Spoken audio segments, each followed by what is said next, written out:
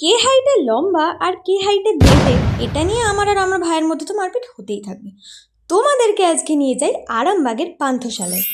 আরামবাগে থাকে অথচ পান্থশালা চেনে না এরকম মানুষ হয়তো অনেক কমই আছে। সেদিন ছিল আমাদের সবার একটা বিয়ের ইনভিটেশন। আরামবাগের প্রাক্তন এমপির মেয়ের বিয়ে। অনেকদিন পর বিয়ে বাড়ি পড়লে যা হয় আর কি। আমার তো মন এমনি আনন্দে ছিল, বিয়ে বাড়িতে গিয়ে আরো আনন্দে ভরে গেল, কারণ ঢুকেই দেখি এত সুন্দরভাবে পুরো জায়গাটা সাজানো। ঢুকেই আমরা প্রথমে চলে গেলাম ব্রাইডের কাছে।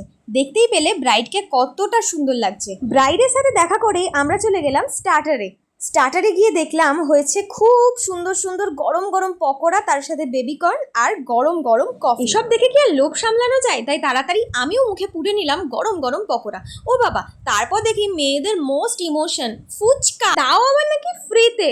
তো সেটা কখনোই ছাড়া যায়, তোমরাই বলো। ফুচকা খাওয়ার পর চলে এলাম লস্যির দিকে, কিন্তু লস্যি খেলাম না, কারণ কি মেন কোর্স তো খেতে হবে নাকি। মোটামুটি স্টার্টার খেয়ে পেট ভর্তি করে চলে গেলাম বিয়ের অনুষ্ঠানের দিকে, আর চারপাশটা ভালো করে একটু ঘুরে নিলাম। দেখতে পাচ্ছ এখানে কত সুন্দর একটা সেলফি জোন করা হয়েছে। দেখো ততক্ষণে দেখলাম বড় চলে এসেছে।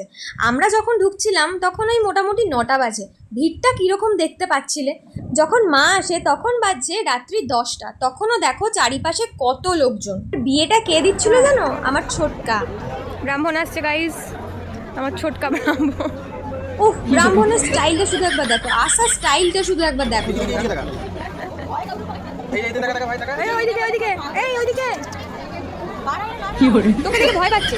তারপরেই দেখা হয়ে গেছিল এই ছোট্ট কিউট ভাইটা। তারপরে আমরা চলে গিয়েছিলাম হলের একদম ওপরে, যেখানে মেন কোর্স খাওয়ানো হচ্ছিল।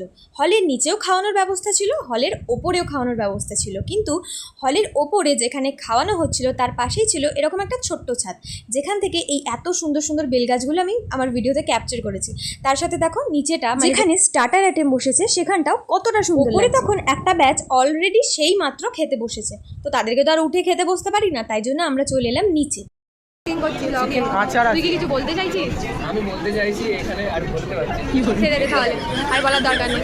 তো খেতে বসতে না বসেই আমাদেরকে দিয়ে চলে গেল প্লেট। আর দেখতেই পেলে তোমাদেরকে মেনু তো দেখালাম, অনেক কিছু আইটেম হয়েছিল, কিন্তু আর পরেই দিয়ে চলে গেল গরম গরম বাসন্তী পোলাও আর সাথে মাটন কষা। ওফ, তার সাথে এই ভেটকি পাতুরিটা যা ছিল না, এখন আমি ভিডিওটা এডিট করতে বসেছি আর আমার লিটারালি জিভে জল চলে আসছে। শেষ পাতে ছিল চাটনি আর পাঁপড়। আজকের মতো আসি তাহলে, টাটা।